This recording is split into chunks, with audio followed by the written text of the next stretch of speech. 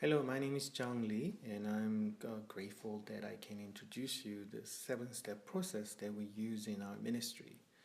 And our organization is called Olia, and we serve people in townships and the impoverished area in South Africa. And the reason that I put an emphasis on this training material is because this is a core of our the work. A lot of times, there's such an urgent needs in many work that many the church workers do, but if we try not to forget our core value is the discipleship, so people can grow in Christ rather than just to getting help or meets the needs and whatnot. And this is based on Book of John, chapter 15, and I'm gonna play the recording of it. So let's go. If you remain in me, and my words remain in you, ask whatever you wish, and it will be done for you. This is to my Father's glory, that you bear much fruit, showing yourselves to be my disciples. As the Father has loved me, so have I loved you. Now remain in my love. If you keep my commands, you will remain in my love, just as I have kept my Father's commands and remain in his love.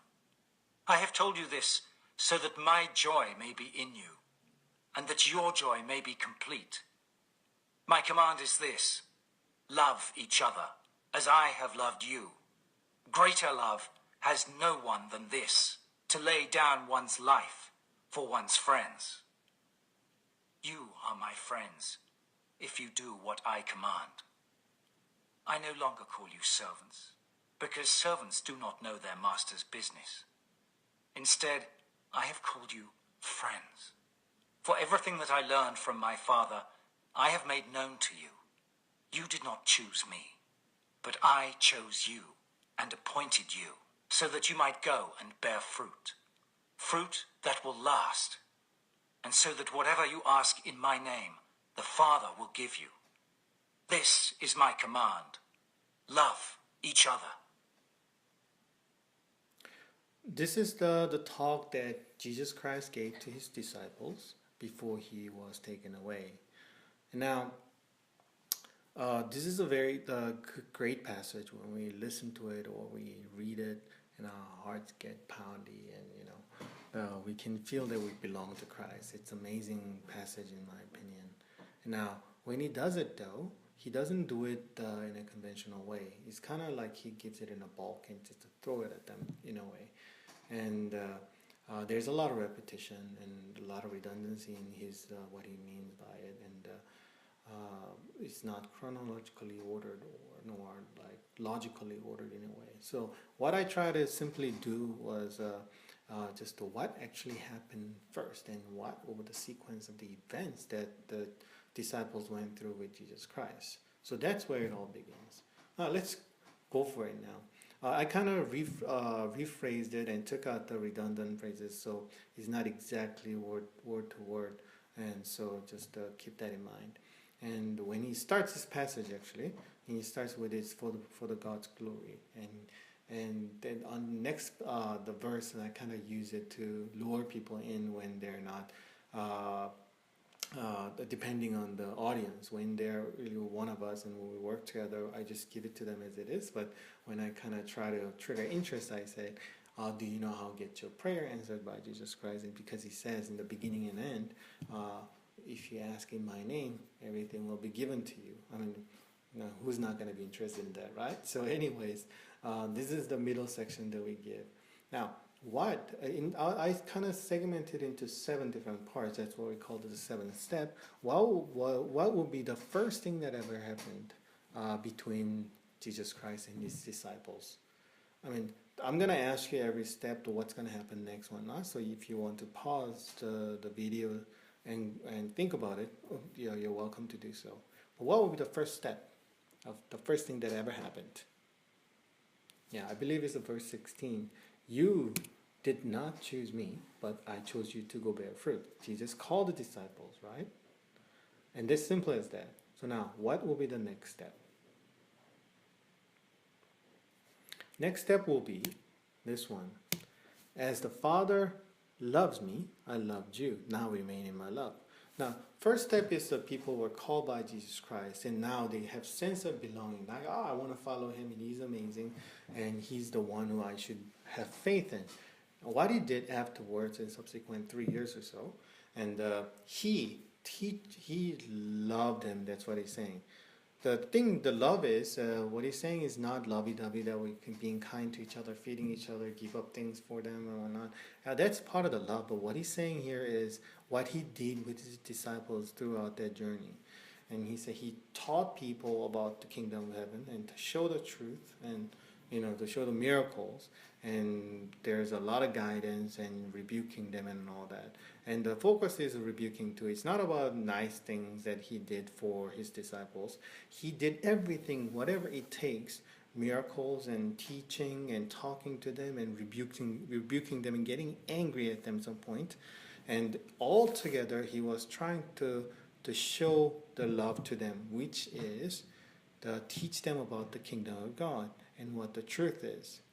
That's what he calls his love.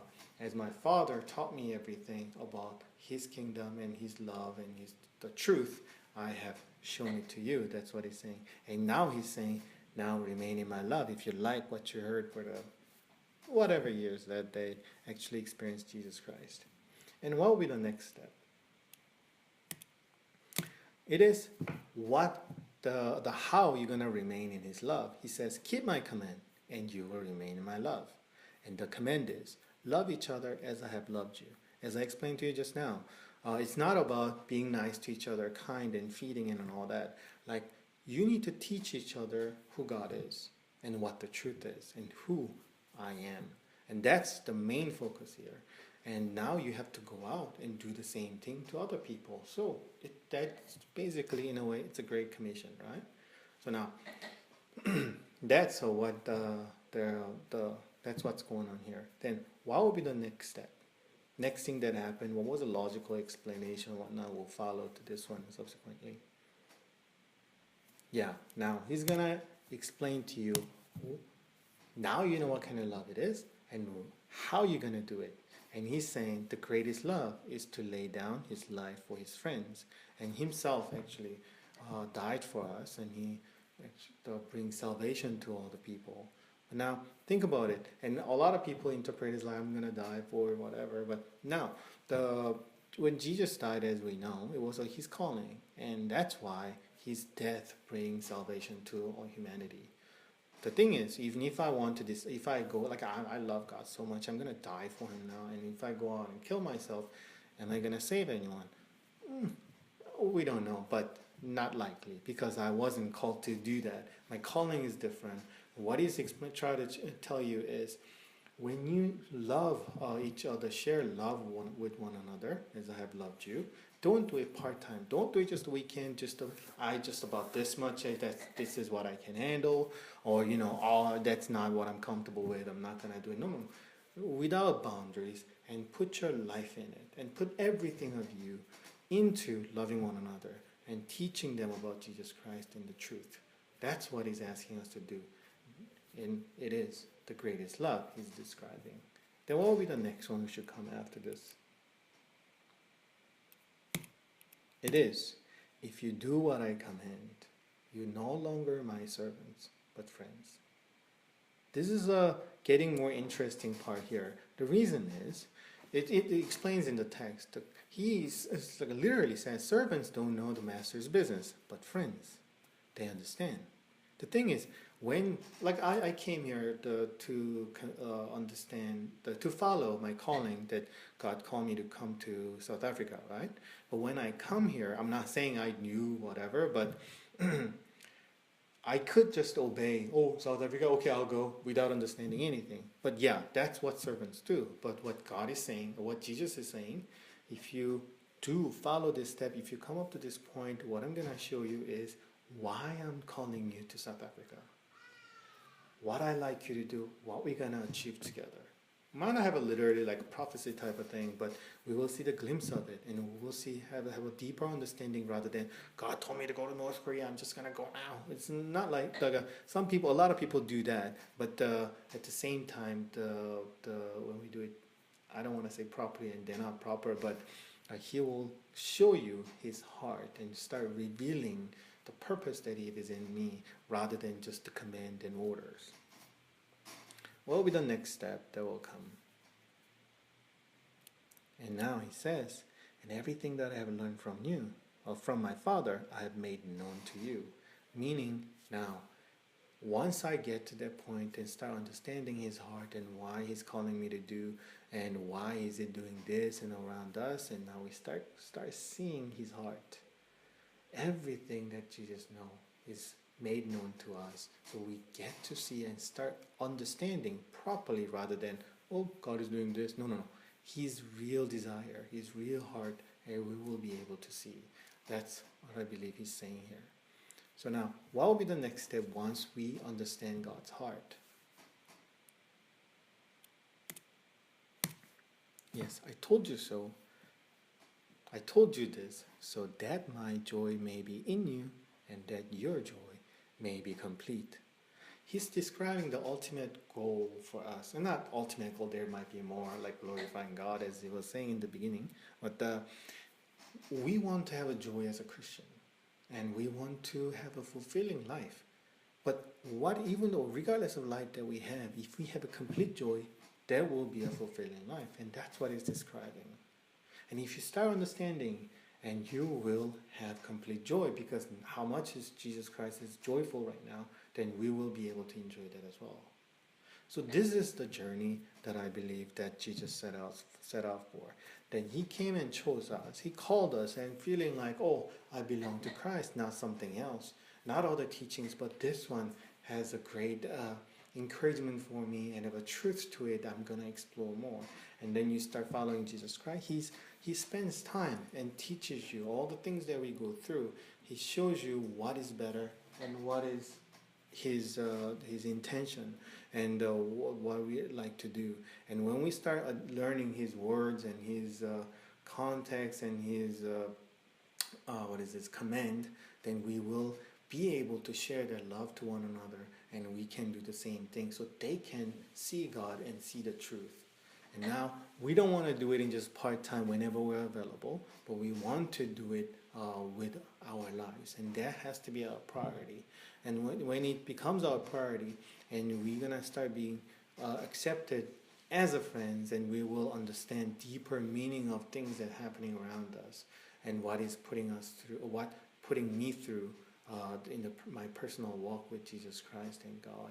And then when we start go from there further, and we're going to start understanding his heart.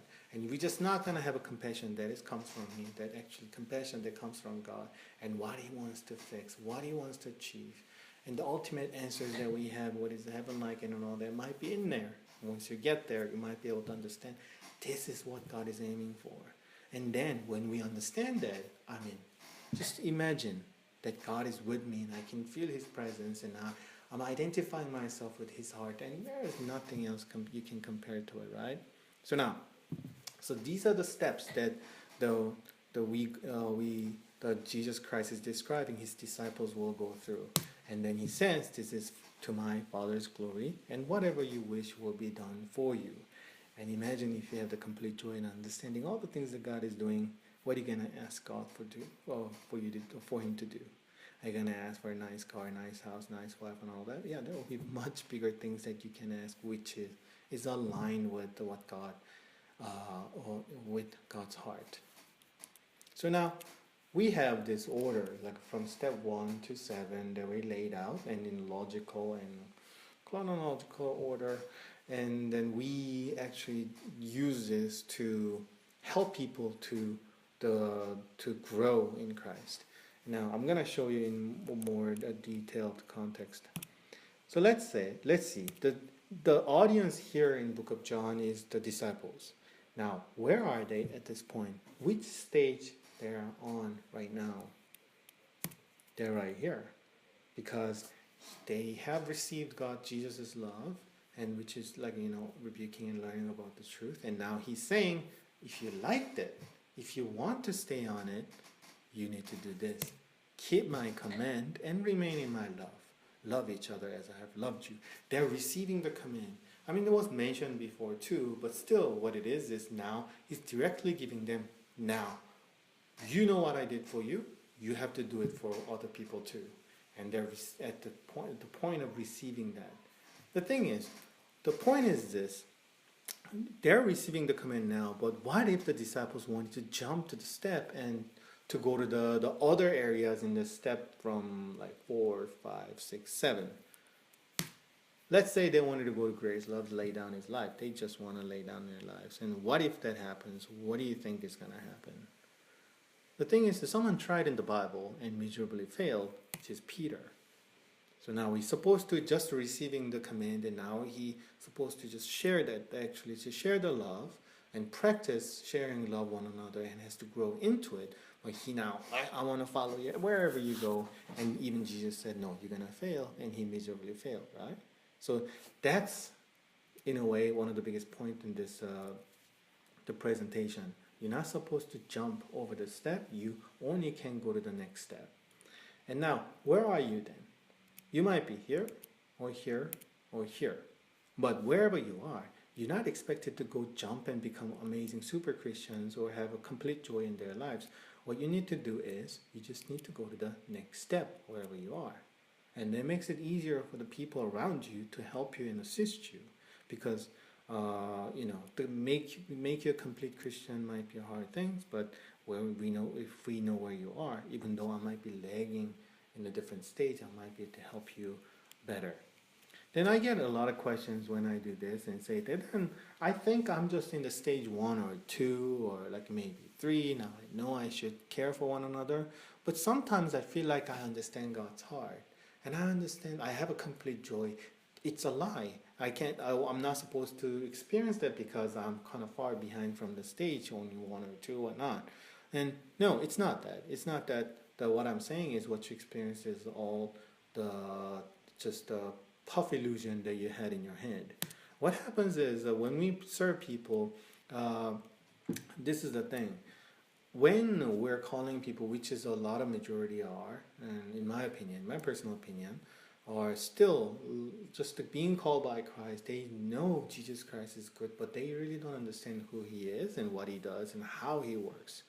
So they're in a stage of supposed to receive love, right?